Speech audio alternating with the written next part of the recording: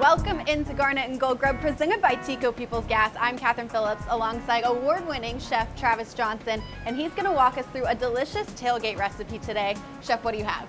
Today we're going to make a Southern classic, and personally one of my favorites, chicken and waffles. That's a lot of people's favorite. I know, and what's awesome about chicken and waffles on game day is you can enjoy it any time during the day. Breakfast, afternoon, late dinner snack. We're excited. Should we get started? Let's get started. Okay, so we started out, the chicken we're working with today is an 8-piece cut. So we have breast, leg, thigh, and wing. And we start out by marinating that in some dry spices. Okay. So I like to use a combination of spices with garlic and onion powder and a little bit of cumin, black pepper, salt, paprika, and chili powder.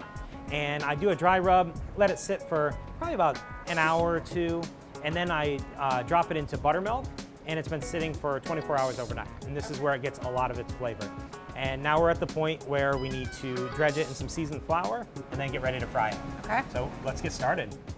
So as we dredge the chicken, and you can start to smell some of the aromatics there coming off of the chicken. I smell it already.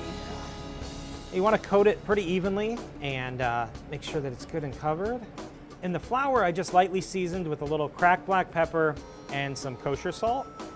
And we'll bring the oil up to between 375 and 400 degrees for frying today. Okay. Now I'm going to start by cooking the breast and the thigh, put those in first because they're going to take the longest. So you're using natural gas. What are some of the benefits of that?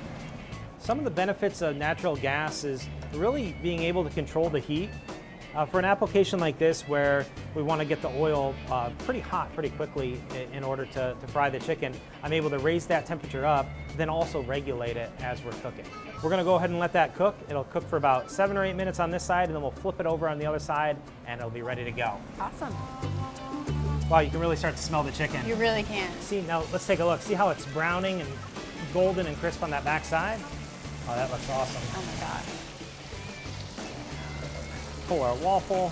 I like to use this is more like a Belgian waffle style, so it's a little bit thicker and just tastes wonderful. All right, so as this chicken finishes up, as we take it out of the grease, always want to get a pan with just some paper towels, works really good to get some of the excess grease off before we serve it. And look at that. That looks so good. That looks like lunch. Try this. All right, so we have our waffles. We have our Belgian waffles that came out. Chicken, we'll go here with one of the legs and the thigh. And then we'll come back and we've prepared some whipped Tabasco honey butter. And this is just incredible. We're gonna smear this on our waffle. And what makes this even better is we're gonna finish this with the vanilla maple syrup. And it's okay to go over the chicken with the syrup as well. Oh my gosh. Should we try? Let's do it. All right. Looks really good. Get a little bit of the waffle in there, and I'm just gonna.